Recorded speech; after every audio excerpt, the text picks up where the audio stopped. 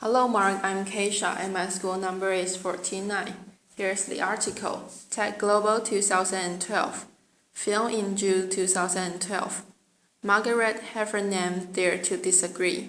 In Oxford in the 1950s, there was a fantastic doctor who was very unusual, named Alice Stewart. And Alice was unusual partly because, of course, she was a woman, which was pretty rare in the 1950s. And she was brilliant. She was one of at the time, the youngest fellow to be elected to the Royal College of Physicians.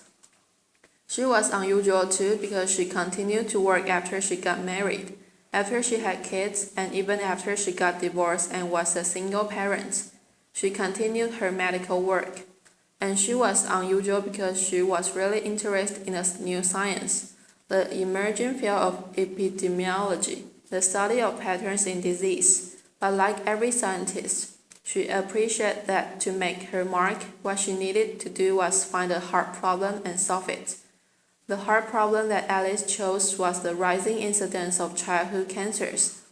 Most disease is correlated with poverty, but in the case of childhood cancers, the children who were dying seemed mostly to come from affluent families. So what she wanted to know could explain this anomaly. Now, Alice had trouble getting funding for her research. In the end, she got just £1,000 from the Lady Data Memorial Prize, and that meant she knew she only had one shot at collecting her data. Now she had no idea what to look for. This really was a needle in a haystack sort of search. So she asked everything she could think of. Had the children eaten boiled sweets? Had they consumed colored drinks? Did they eat fish and chips? Did they have indoor or outdoor plumbing? What time of life have they started school? And when her carbon-copied questionnaire started to come back, one thing and one thing only jumped out with the statistical clarity of a kind that most scientists can only dream of. By a rate of 2 to 1, the children who had died had mothers who had been X-rayed when pregnant. Now that finding flew in the face of conventional wisdom. Conventional wisdom had held that everything was safe up to a point, a threshold. It flew in the face of conventional wisdom, which was huge enthusiasm for the cool new technology of that age, which was the X-ray machine. And it flew into the face of doctors' idea of themselves, which was as people who helped patients. They didn't harm them. Nevertheless, Alice Stewart rushed to publish her preliminary findings in the Lancet in 1956. People got very excited. There was talk of the Nobel Prize, and Alice really was in a big hurry to try to study all the cases of childhood cancer she could find before they disappeared. In fact, she need not have hurried. It was fully 25 years before the British and American medical establishments abandoned the practice of X-raying pregnant women. The data was out there, it was open, it was freely available, but nobody wanted to know. A child awake was dying, but nothing changed. Openness alone can drive change. So for 25 years, Alice Stewart had a very big fight on her hands. So how did she know that she was right? Well, she had a fantastic model for thinking. She worked with a statistician named George Neal, and George was pretty much everything that Alice wasn't. So Alice was very outgoing and sociable, and George was a recluse. Alice was very warm, very empathetic with her patients. George frankly preferred numbers to people. But he said this fantastic thing about their working relationship. He said, "My job is to prove Dr. Stewart wrong." He actively sought this confirmation, different ways of looking at her models, at her statistics, different ways of crunching the data in order to disprove her. He saw his job as creating conflict around her theories, because it was only by not being able to prove that she was wrong that George could give Alice the confidence she needed to know that she was right. It's a fantastic model of collaboration, thinking partners who aren't echo chambers.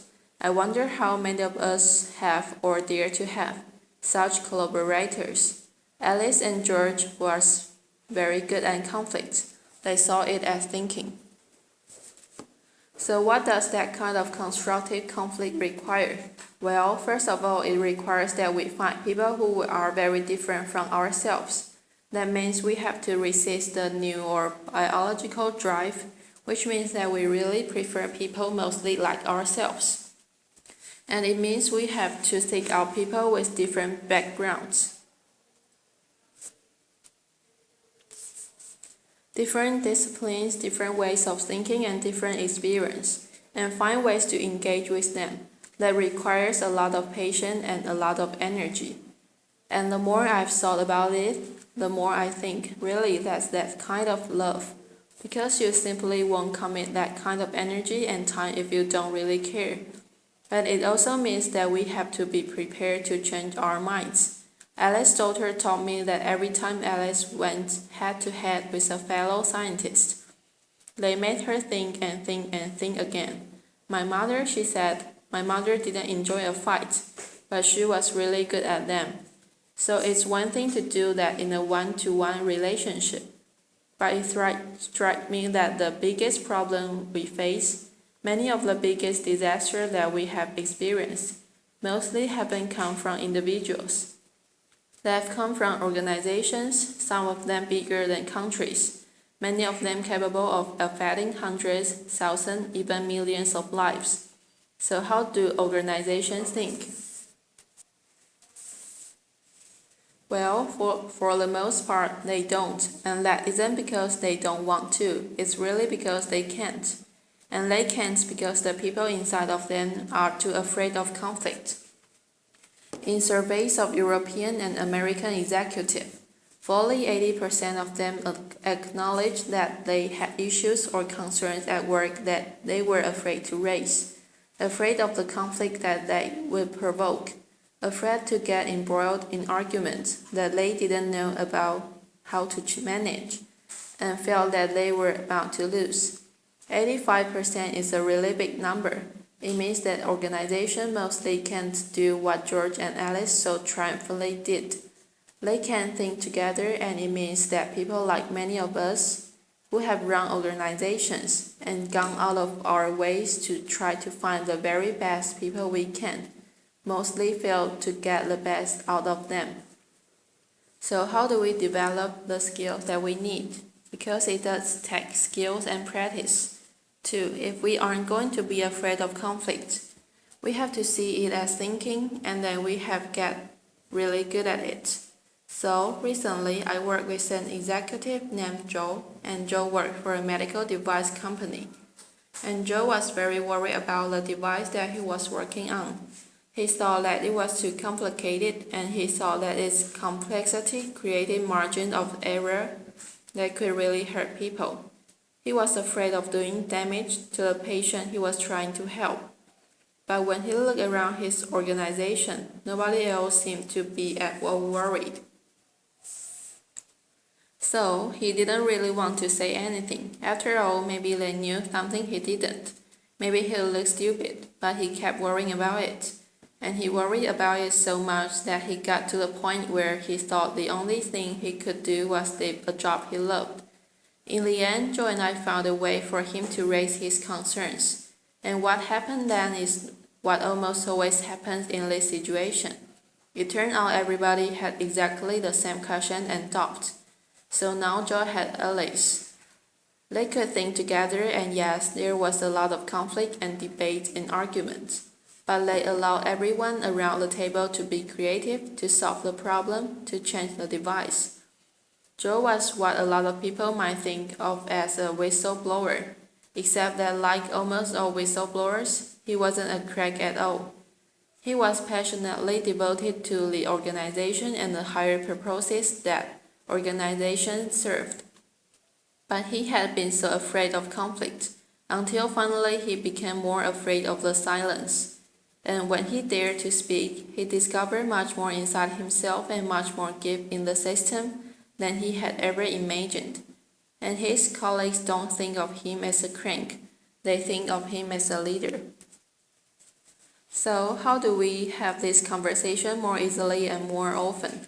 Well, the University of Delft requires that its PhD students have to submit 5 statements that they are prepared to defend. It doesn't really matter what the statements are about. What matters is that the candidates are willing and able to stand up to authority.